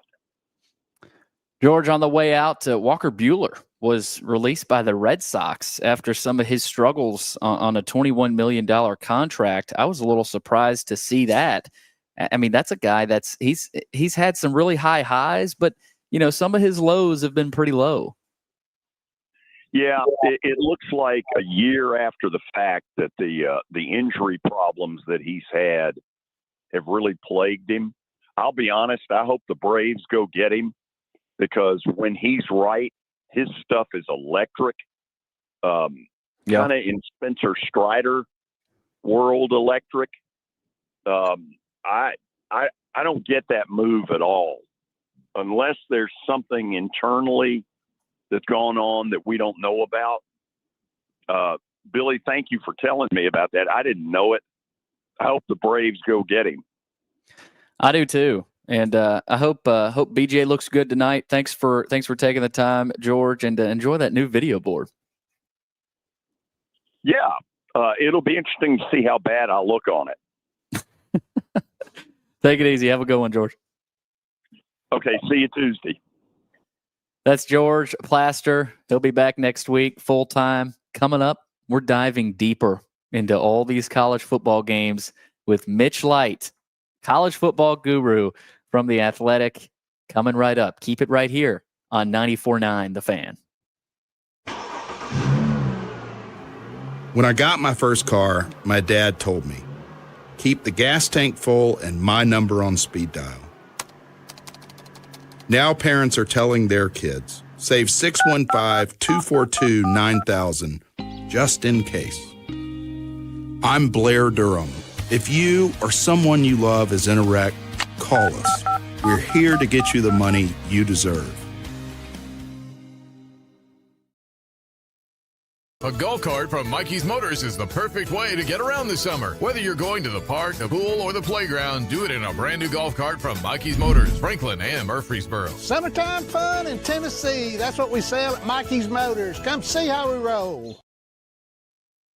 It's easy to say good things about the folks at Strike and Spare Family Fun Centers. Number one, I trust them with something that's near and dear to me, the Plaster and Friends Celebrity Bowling Night. But more importantly, I see the fun people have. They enjoy the bowling, they enjoy the camaraderie, and you will too. Come by any of their locations and get ready to have some fun. Convenience and value, two words that we expect when we do business. Our goal at JHA Company is to deliver just that, both to our school partners and to our customers. Whether you're purchasing photos, yearbooks, class jewelry, letter jackets, school spirit wear, or senior graduation products, we strive to make the experience easy, convenient, and cost-effective. Find out more at jhacompany.com or call 615-867-6345 for more information. JHA, one source, one company. If you are paying too much for your health insurance, you know what? You need to contact the folks at Pancoast Benefits. Pancoast works with businesses and individuals to tackle the high cost of health insurance. Whether you're a business owner, large or small, self-employed, between jobs, or over the age of 65 and in need of a Medicare plan, Pancoast can help. They make understanding your benefits less difficult and more personal. So check them out today, pancoastbenefits.com, or call them at 615-292-3400. Are you looking for expert medical care in Nashville without leaving your home? Medical House Calls brings concierge-level health care directly to your door. Whether you need urgent attention, ongoing primary care, revitalizing IV therapy, or medically guided weight loss, our experienced providers are just a phone call away at 615-838-2375 or go online, medicalhousecalls.com. Attention, ongoing primary care, revitalizing IV therapy, or medically guided weight loss, our experienced providers are just a phone call away at 615-838-2375 or go online, medicalhousecalls.com. Hey, this is Andrew Allegretta. Hope you can join me, Norm Jordan, Kevin Ingram, and Jake Lyman this Saturday from First Bank Stadium as Vanderbilt football opens up the season versus Charleston Southern. Coverage starts at 4:30 on 102.5 The Game. Your sports live here on 102.5 The Game and the Game Nashville Sports Network. It's the George Plaster Show. Your sports live here on 94.9 The Fan.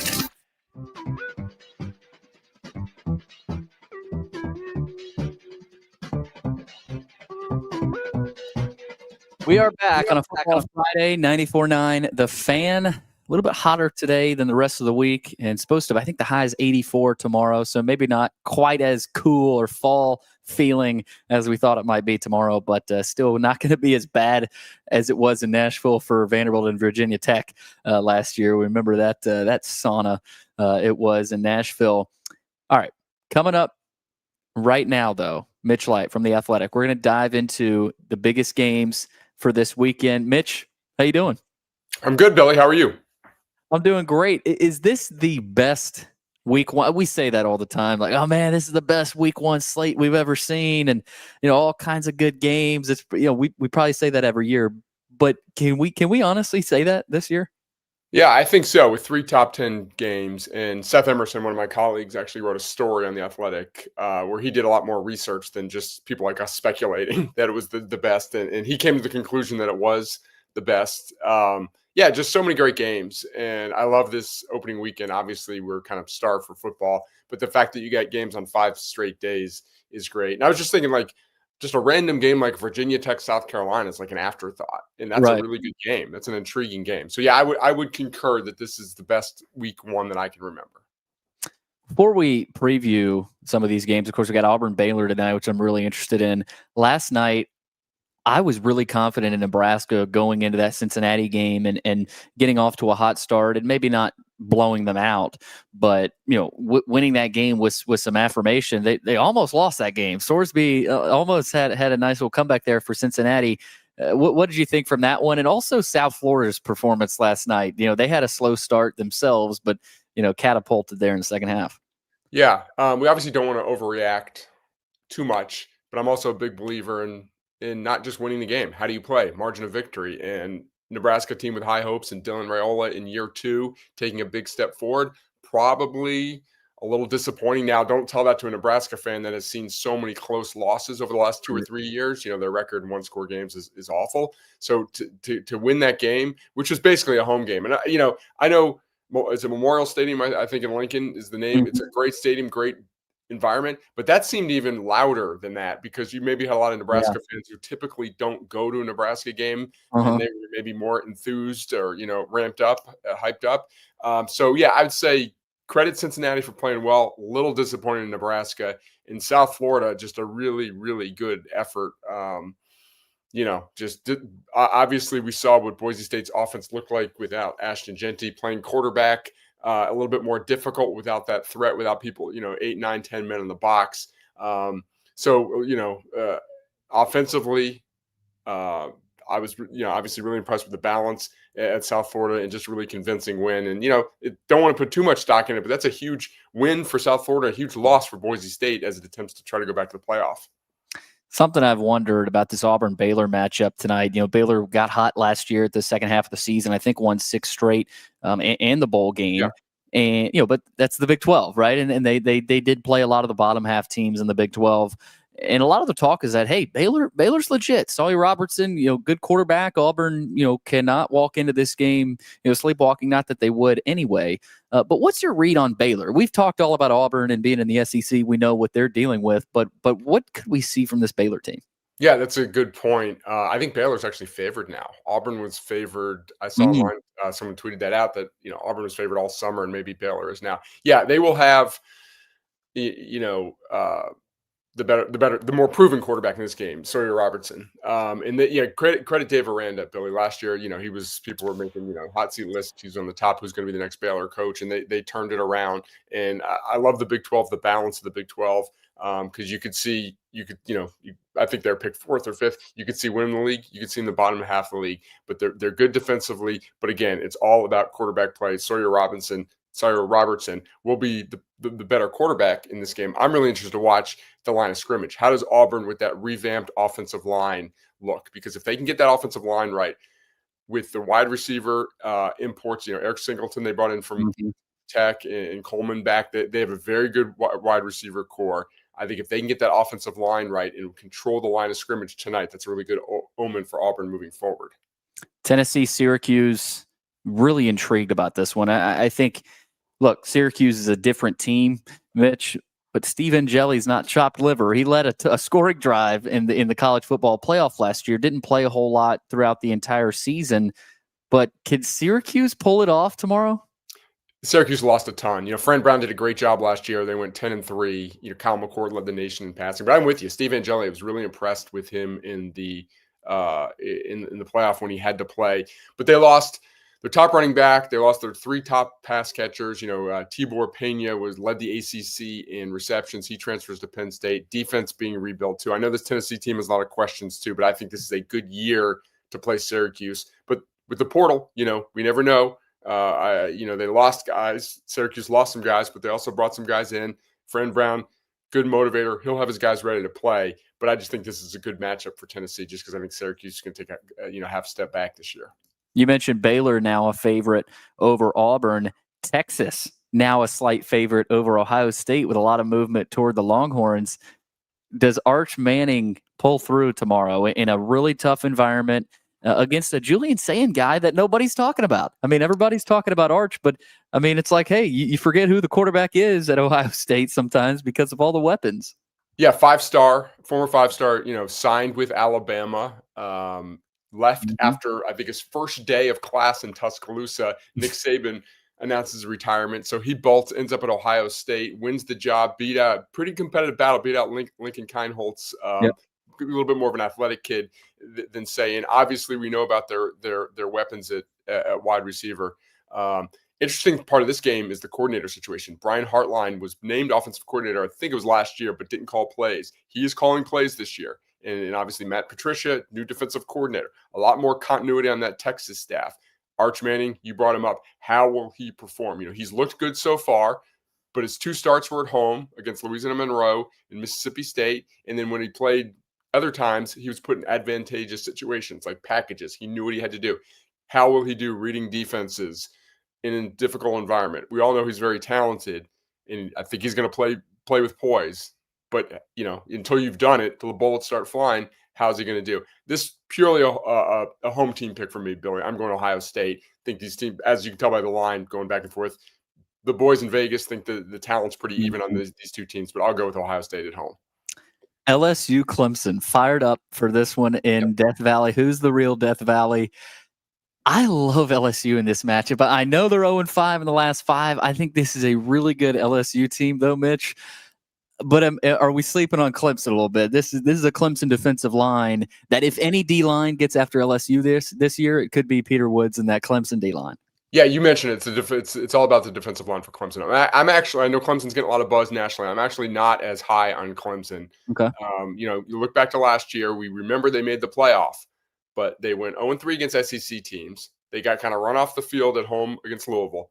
They were fortunate to beat SMU I wouldn't say fortunate. They beat them. They kicked a 1 field goal, but they don't make that field goal. They lose that game.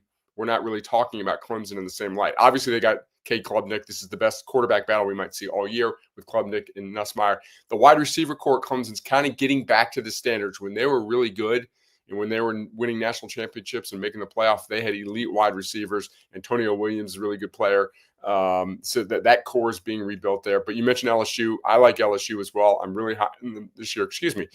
Sort of like with Auburn. LSU, a rebuilt offensive line. They have 4 starters drafted. That's amazing. 4 starters drafted. They kind of beefed up the wide receiver core through the portal. They need to play better defensively. But, I know everyone likes to poke fun at Brian Kelly, and he deserves it a lot of times. But give him credit for playing these games. We wouldn't be talking about him being 0-3 in week 1 games if he were just playing Louisiana Tech or Louisiana Monroe. He's willing to challenge his team early in the year.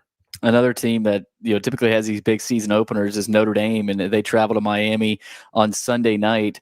The quarterback edge goes to Miami, obviously with the experience with Carson Beck, and we know he struggled last year. But if he reverts back to 2023 Beck at Georgia, this could be a scary Miami team. I've told some people. I'm not quite sure if they have enough around him, Mitch. But also Notre Dame. Like, are we forgetting that Notre Dame still has as much talent as anybody in the country? Yeah, this is a great matchup, and it's kind of like obviously it's a top 10 matchup, but the fact that we're mentioning it 3rd or 4th in the interesting game tells you what a good slate this is. I'm usually not a Mario Cristobal believer, but I'm high on this Miami team. I think they made a great defensive coordinator hire. They bring Corey Heatherman, not a name. A lot of people don't know him. Did a great job at Minnesota last year. In his 1 year as defensive coordinator there. Look at Minnesota stats 2 years ago. Look at Minnesota stats last year. Did a great job there. Miami was awful defensively last year. They bring in a new DC, 5 or 6 new guys, secondary guys in the portal. Now they got to perform, but they think they upgraded there. Their offensive line is very good. They have recruited very well on the offensive line. And Carson Beck, you mentioned, he 12 interceptions last year. Everyone knows he took kind of a half a step back there. How does he do? Real good coordinator in Shannon Dawson. But I'm with you. Notre Dame's still loaded across the board. They will put CJ Carr in advantageous situations to succeed, and they've obviously got a great running back in Jeremiah Love. Miami's my pick here, but Notre Dame's obviously a very, very good team. The most important game of the weekend, though, is in Nashville. Vanderbilt and Charleston Southern. Absolutely. Vanderbilt now up to, I think, 38.5 point favorite, sold out, which I'll be interested to see what the crowd does look like. Obviously, with Pavia coming back. What are you most excited to see? I mean, it's hard talking about this game specifically, but no matter who they were playing, what are you most excited to see with the Vanderbilt Commodores tomorrow night? Well, from a Vanderbilt standpoint, I think you just want to see domination. They have not played well, not played great against FCS opponents in the Clark Lee era. Obviously, not in the ETSU game. I think it was the next year played Elon. Elon comes storming back, made it a game. I know last year, whether it was Alabama State or A&M, it got out of hand, but didn't, you want to see them control the line of scrimmage and dominate the line of scrimmage and make big plays. We know this is a Vanderbilt offense that's not necessarily a big play offense, and they didn't need to be a big play offense last year because they were able to grind it out and control the clock. So I would, for Vanderbilt, again, you want to see physical domination at the line of scrimmage. You'd like to see some big plays, maybe get Richardson involved, get him the ball different ways and see what he can do there. And it's hard to tell, like you mentioned, because the opponent, but the secret sauce for Vanderbilt last year, everyone's talking about Diego Pavia and Eli Stowers. This team was successful because they didn't turn it over and they won special teams. And special teams should be very good again. Sometimes a turnover battle, the ball doesn't bounce your way. And I know it doesn't really matter what happens in this game, but that's going to be a key to Vanderbilt again, protecting the football. All right, last thing, Mitch. What's a game that we haven't talked about yet that a lot of people aren't talking about that you are really excited to watch? That's a good one. I am interested. I mentioned earlier, I think South Carolina, Virginia Tech. Interesting quarterback battle between Lenore Sellers, who obviously came out of nowhere last year, was one of the best quarterbacks in the country. And then Kyron Drones, who obviously came here to Vanderbilt, that kind of like got off to a bad start and had a bad year and was just inconsistent. Supposedly he's been healthy there. A lot of pressure on Brent Pry. They lost a lot of close games last year. Neutral site game, I believe it's in Charlotte. I'm not 100% sure. Atlanta, okay, but so very important game for Brent Pry, and obviously an important game for South Carolina, which has playoff hopes, because you can't, in theory, be a tough with their schedule. It would be a tough battle if they lose this game. And I see if you agree with this, and I say this all the time. When Vanderbilt played South Carolina last year, I thought that was, at the time they played the game, that was the best team Vanderbilt played all year. Like if you take away the South Carolina from the Jersey and Texas, and obviously Vanderbilt won the Alabama game, or whoever else, even LSU, if you didn't know that South Carolina wasn't in theory, who they were, I thought that the way they dominated the line of scrimmage in that game, I was just really impressed with their physicality. Now they lost a lot up front. Dylan Stewart's back. They lost a lot in that front seven, but I was really impressed with them last year. I agree. I mean, Texas, Vanderbilt obviously was earlier in the season and Alabama came in, but nobody dominated Vanderbilt's offense the way South Carolina did with their edges. And maybe that was the secret sauce, for defensively to not let Pavia out of the pocket and close the pockets. Yeah, I would agree with you on that. I'm looking forward to watching that one too. Mitch, thank you so much for the time on really late notice. I know you're fired up for the weekend and looking forward to seeing what happens all throughout the weekend. Thanks again. All right. Take care, Billy. See ya. That's Mitch Light from The Athletic. Does a phenomenal job. All the numbers and analytics and analysis that he brings every day, and always an honor to have him on the show. All right. We're going to open up the phone lines, and hopefully we get these phone lines right today. The number 615-759-9949. 615-759-9949. You can call us. You can text us. You can fire away comments in the chat room on YouTube, Twitter, and Facebook. But hit the phone lines. Give us your best bets, your picks for the college football weekend here in week 1. We'd love to hear from you right here on 94.9 The Fan. When I got my first car, my dad told me, keep the gas tank full and my number on speed dial. Now parents are telling their kids, save 615-242-9000 just in case. I'm Blair Durham. If you or someone you love is in a wreck, call us. We're here to get you the money you deserve.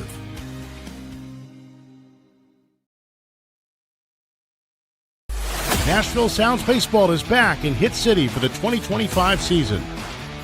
Create a summer of memories at the ballpark with weekly giveaways, fireworks shows, and more. Tickets are on sale now.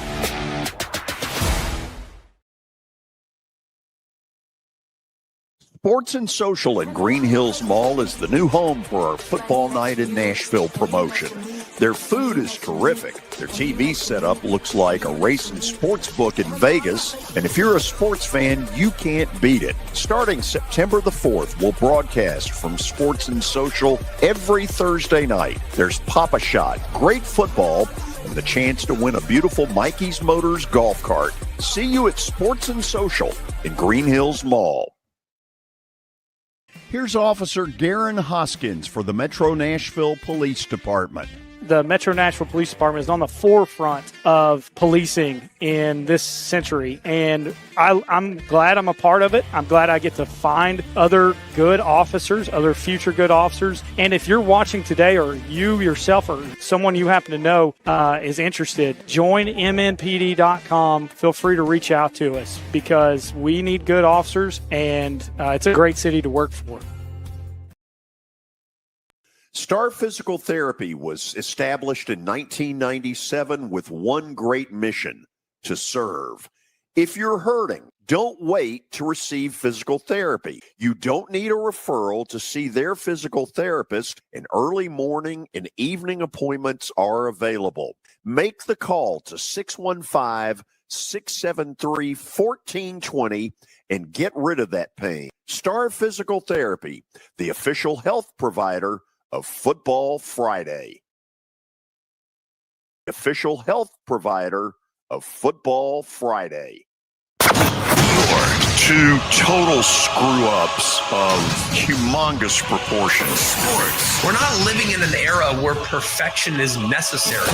They thought they were a championship contending team. Here, we told you not to do this. Your sports live here. On ESPN 94.9. And the Game Nashville Sports Network. It's the George Plaster Show. Your sports live here on 94.9 The Fan.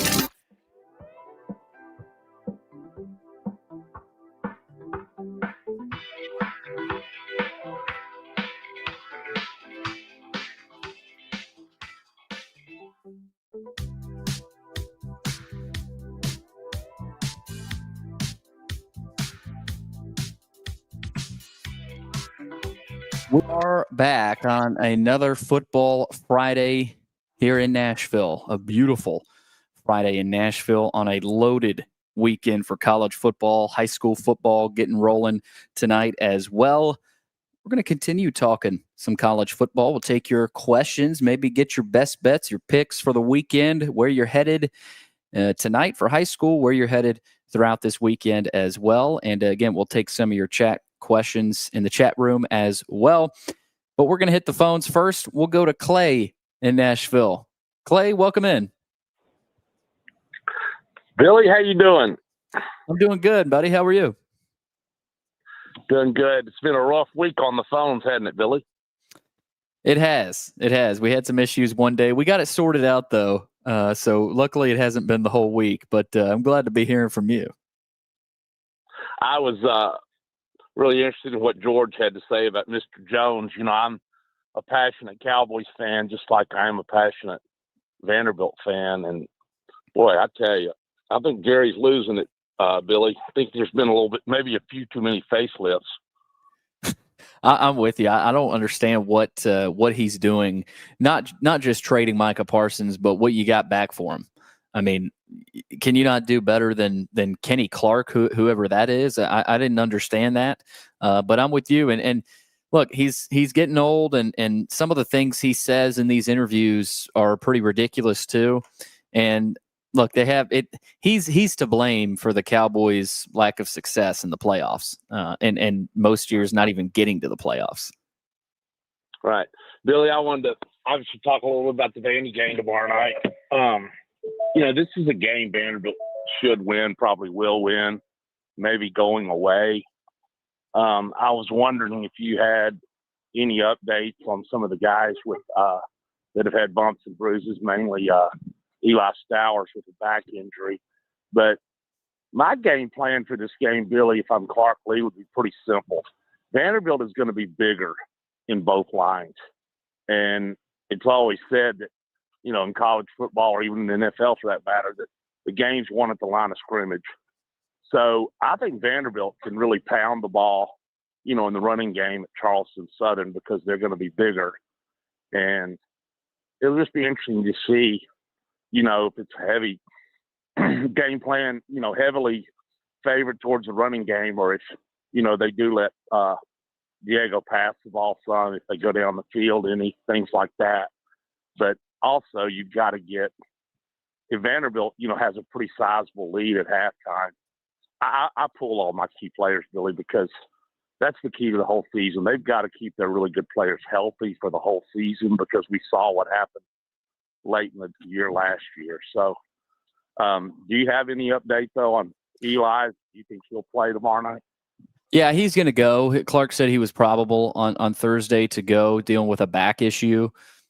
He is, it's not important to play him, obviously, like you said, Clay. I think with Eli tomorrow night, you get him in there 2 to 3 series, couple of catches, get warm, get his feet under him a little bit, but he does not obviously have to play any more than a few series, I don't think. But yeah, he is going to give it a go.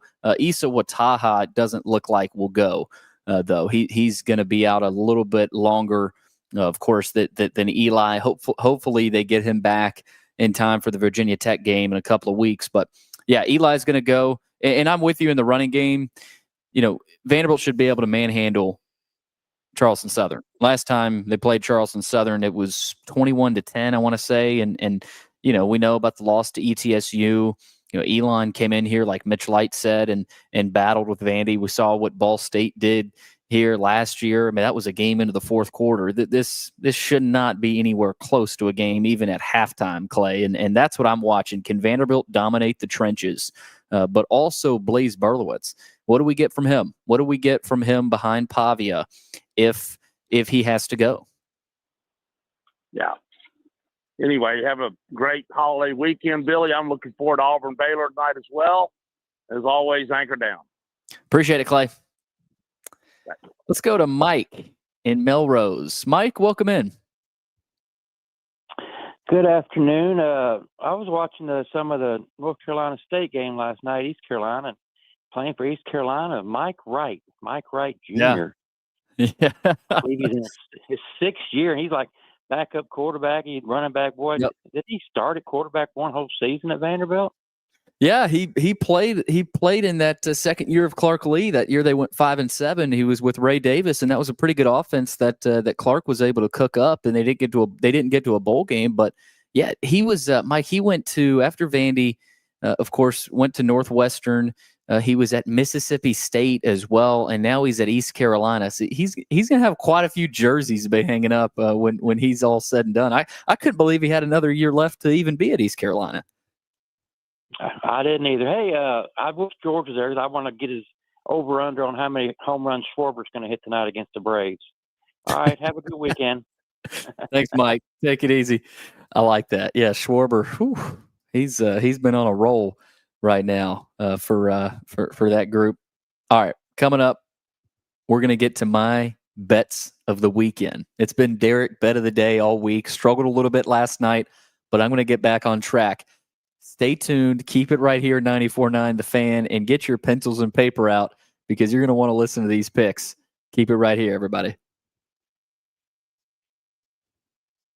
Hey guys, it's Mike from Newton Chevrolet GMC. You know about our Grillmaster giveaway, right?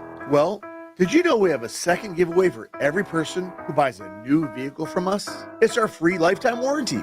That's right. It covers your engine and transmission for as long as you own your car at absolutely no cost to you. It's the ultimate peace of mind. This month, get a chance to win a new grill and get a warranty for life. That's how we help you change your experience. Come see us today or shop online with Newton FastPass. Hello, everyone. This is Chris Eakes from Tennessee Prep Weekly, and we're back for another season of high school sports coverage. If you love high school sports, then 94.9 The Fan is the place to be. This year, the show airs on Monday nights at 6. We'll be covering your favorite players along with your favorite teams, just as we've done for the past 14 seasons. So you don't want to miss a moment. Make sure you join us for Tennessee Prep Weekly, brought to you by the Tennessee Highway Safety Office on Monday nights at 6, only on 94.9 The Fan. Every child deserves to start the school year with confidence. For over 5,000 kids in Middle Tennessee, that's not always possible. A donation of just $20 provides a new pair of athletic shoes, giving a child one less thing to worry about. That's Souls for the 615, brought to you by Cromwell Media and Souls for Souls. We've teamed up to make sure every child in our community steps into the year ready, and we need your help. Head to thegamenashville.com/shoes and donate today, because every child deserves to walk into school with pride. Macero in 12th South isn't just another Tex-Mex joint. It's a whole experience. Bold flavors, handcrafted cocktails, a space that's equal parts cool, comfortable, and totally unexpected. From the second you walk in, the vibe just hits different. Every dish tells a story. Every visit feels like coming home, just with way better queso. Perfect for date night, catching up with friends, or flying solo with a margarita in hand. Macero. Enjoy the space. Enjoy the food. Enjoy each other. Now, here's your latest Fox 17 Code Red weather report. I'm Fox 17 meteorologist Greg Bopus. Our forecast today putting us into the 90-degree temperature range for the first time this week. So a little warmer and a little more humidity. Plenty of sunshine continuing, though. No rain in the forecast straight through sunset. Your sports live here on the Game Nashville Sports Network. Start your engines. Nashville's biggest racing weekend is back. It's the Borchetta Bourbon Music City Grand Prix, August 30th and 31st at Nashville Super Speedway. The speed, the sound, the stars of open wheel racing are all going full throttle, and you can catch every second of the action right here on 102.5 The Game. Brought to you by Hiller Plumbing, Heating, Cooling, and Electrical. Racing takes over Music City. Don't miss a lap. Your sports live here on 102.5 The Game and the Game Nashville Sports Network. It's the George Plaster Show. Your sports live here on 94.9 The Fan.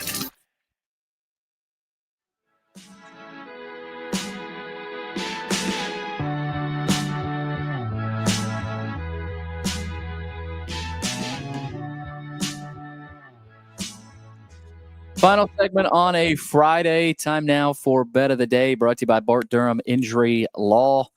It's been Derek Bet of the Day all week. Struggled a little bit last night out of the gate. I had a good feeling on ECU, and they did end up covering the plus 13.5 against NC State. They didn't win, but they did cover, only lost by 7. I felt really good about Nebraska last night. I thought they were going to jump on Cincinnati and keep rolling and end up winning that one. Not a blowout, but I thought they would definitely cover 6.5. They don't. Almost lost that game last night. So hopefully we get back to it this weekend. It's always tough when you got these extended weekends. But I'm going to rumble through some of these picks. I got 4 plays this weekend, and I'm starting tomorrow, 11 a.m. Big noon kickoff. Texas, Ohio State, number 1, number 2. Arch Manning versus Julian Sand. I think Texas, the SEC team, I think this Texas defensive line goes into Columbus and bullies Ohio State. I got Texas money line over the Buckeyes. I think Arch Manning plays well. I think he's a physical runner in this game. I don't think Julian Sand is quite ready for that Texas defensive line. I know he's got Jeremiah Smith. I know they've got Caleb Downs on defense. But Texas, last time they played, they lost to Ohio State. They got all the motivation in this game. I'm going Texas to beat Ohio State. Next pick, interesting pick here. Here's the story on this one. I'm going South Dakota to cover 16.5 against Iowa State. Here's why. Iowa State is playing in a short week. So short week here for Iowa State. They got to travel all the way back from Ireland last week. They had a huge, momentum-filled win, emotional win over their rival to start the season in week 0. And now they got to come back and play a good South Dakota team that has won FCS national championships in the past. I love this spot for South Dakota. Iowa State also plays Iowa next week. Could be a look-ahead spot. Brutal sandwich spot for Iowa State. I'm going to go South Dakota to cover plus 16.5. Next up, I love Alabama in this matchup. I'm not going to pick them to cover, but I think it's minus 630. I'm not getting much back here, but I'm going to go the Crimson Tide to beat Florida State.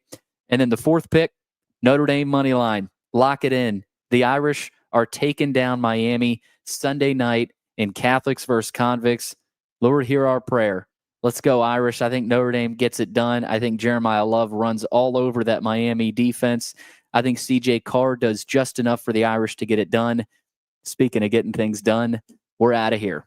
Thanks, everybody, for listening this week. We'll have George back in the saddle on Tuesday.